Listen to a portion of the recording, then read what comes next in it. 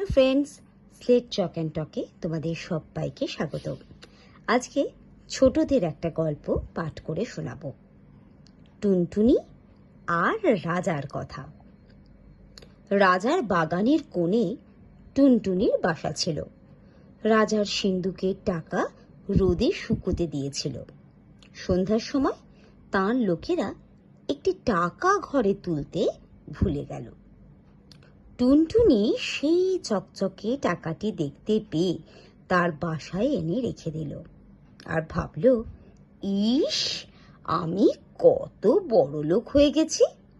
রাজার ঘরে যে ধন আছে, আমার ঘরে সে ধন আছে।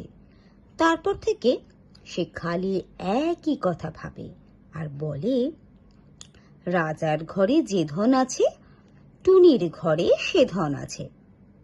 রাজা তার সভায় বসে সে কথা শুনতে পেয়ে জিজ্ঞেস করলেন, হ্যাঁ রে, পাখিটা কি বললে রে? সকলে হাত জোড় করে বলল, মহারাজ, পাখি বললে আপনার ঘরে যে ধন আছে, ওর ঘরেও নাকি সেই ধন আছে। শুনে রাজা খিলখিল করে হেসে বললেন, দেখ তো ওর বাসায় কি আছে। তারা দেখে এসে বলল, মহারাজ, বাসায় একটি টাকা আছে। শুনে রাজা বললেন, সে তো আমারই টাকা, নিয়ে আয় সেটা। তক্ষুনি লোক গিয়ে টুনটুনির বাসা থেকে টাকাটি নিয়ে এলো। সে বেচারা আর কি করে, সে মনের দুঃখে বলতে লাগলো, রাজা বড় ধনে কাতর, টুনির ধন নিলে বাড়ির ভেতর। শুনে রাজা আবার হেসে বললেন, পাখিটা তো বড় ঠ্যাঁটারে, যা, ওর টাকা ওকে ফিরিয়ে দিয়ে আয়। টাকা ফিরে পেয়ে টুনির বড় আনন্দ হয়েছে। তখন সে বলছে, রাজা ভারী ভয় পেল, টুনির টাকা ফিরিয়ে দিল। রাজা জিজ্ঞেস করলেন, আবার কি বলছে রে? সভার লোকেরা বলছে যে রাজার নাকি বড্ড ভয় পেয়েছে, তাই ওর টাকা ফিরিয়ে দিয়েছেন। শুনেই তো রাজা মশাই রেগে একেবারে অস্থির। বললেন, কি এত বড় কথা, আন ধরে ওটাকে, বেটাকে ভেজে খাবো।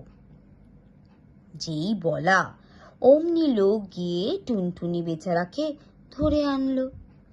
রাজা তাকে মুঠোয় করে নিয়ে বাড়ির ভেতর গিয়ে রানীদের বললেন, এই পাখিটাকে ভেজে আজ আমাকে খেতে দিতে হবে। বলে তো রাজা চলে এসেছেন, আর রানীরা 7 জন মিলে সেই পাখিটাকে দেখছেন। একজন বললেন, কি সুন্দর পাখি, আমার হাতে দাও তো, একবার দেখি। বলে তিনি তাকে হাতে নিলেন। তা দেখে আবার একজন দেখতে চাইলেন। তার হাত থেকে যখন আর একজন নিতে গেলেন, তখন টুনটুনি ফসকে গিয়ে উড়ে পালালো। কি সর্বনাশ, এখন উপায় কি হবে? রাজা জানতে পারলে তো রক্ষা থাকবে না। এমনি করে তারা দুঃখ করছেন, এমন সময় একটা ব্যাঙ সেইখান দিয়ে থপ থপ করে যাচ্ছে। 7 রানী তাকে দেখতে পেয়ে খপ করে ধরে ফেললেন আর বললেন, চুপ চুপ, কেউ যেন জানতে না পারে, এইটাকে ভেজে দিই, আর রাজামশাই খেয়ে ভাববেন টুনটুনি খেয়েছেন। সেই ব্যাঙটার ছাল ছাড়িয়ে তাকে ভেজে রাজামশাইকে দিলে তিনি খেয়ে ভারী খুশি হলেন। তারপর সবে তিনি সভায় গিয়ে বসেছেন আর ভাবছেন, এবার পাখির বাছাকে জব্দ করেছি। অমনি টুনটুনি বলছে, বড় মজা, বড় মজা, রাজা খেলেন ব্যাঙ ভাজা। শুনেই তো রাজামশাই লাফিয়ে উঠলেন। তখন তিনি থুথু ফেললেন, ওয়াক তুললেন, মুখ ধুলেন, আরো কত কি করলেন। তারপর রেগে বললেন, 7 রানীর নাক কেটে ফেলো। অমনি জল্লাদ গিয়ে 7 রানীর নাক কেটে ফেলল। তা দেখে টুনটুনি বলল, এক টুনিতে টুনটুনালো, 7 রানীর নাক কাটলো। যখন রাজা বললেন, আন বেটাকে ধরে, এবার গিলে খাবো, দেখি কেমন করে পালায়। টুনটুনিকে ধরে আনলো। রাজা বললেন, আন জল। জল এলো। রাজা মুখ ভরে জল নিয়ে টুনটুনিকে মুখে পুরেই চোখ বুজে ঢক করে গিলে ফেললেন। সবাই বলল, এবারে পাখি জব্দ। বলতে বলতেই রাজামশাই ভোগ করে মস্ত বড় একটা ঢেকুর তুললেন। সবার লোক চমকে উঠল, আর টুনটুনি সেই ঢেকুরের সঙ্গে বেরিয়ে এসে উড়ে পালালো। রাজা বললেন, গেল গেল, ধর ধর। অমনি 200 লোক ছুটে গিয়ে বেচারাকে আবার ধরে আনলো। তারপর আবার জল নিয়ে এলো, আর সিপাই এসে তলোয়ার দিয়ে রাজা মশাইয়ের কাছে দাঁড়ালো। টুনটুনি বেরোলেই তাকে 2 টুকরো করে ফেলবে। এবার টুনটুনিকে গিলেই রাজামশাই 2 হাত মুখ চেপে বসে থাকলেন, যাতে টুনটুনি আর বেরোতে না পারে। সে বেচারা পেটের ভেতর গিয়ে ভয়ানক ছটফট করতে লাগলো। খানিক বাদে রাজামশাই নাক সিটকিয়ে বললেন, ওয়াক।